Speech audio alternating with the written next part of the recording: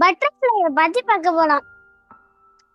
இந்த பட்டர்ஃப்ளையோட 4 நிலை என்னன்னா முட்டை, புழு, கூட்டு புழு, முழு பட்டாம்பூச்சி. ஒரு பட்டாம்பூச்சி ஒரு இலையில முட்டை போடுது. அந்த முட்டையில இருந்து ஒரு புழு அது ஒரு கூட்டு புழுவா மாறுது.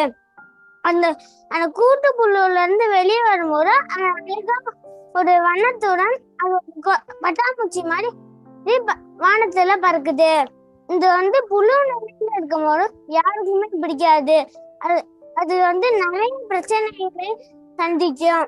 என்னன்னா மனிதர்களால மிதிப்படுறது, மிருகங்களால மிதிப்படுறது, இன்னும் சில பிரச்சனைகள் எல்லாம் தாண்டி அடுத்த நிலையாகிய கூட்டு புழு நிலைக்கு அந்த கூட்டுக்குள்ளேயே அது கூட்டுக்குள்ள இருந்து வரும்போது ஒரு அழகான பட்டாம்பூச்சி மாதிரி வண்ணங்களுடன் வானத்துல பறக்குது.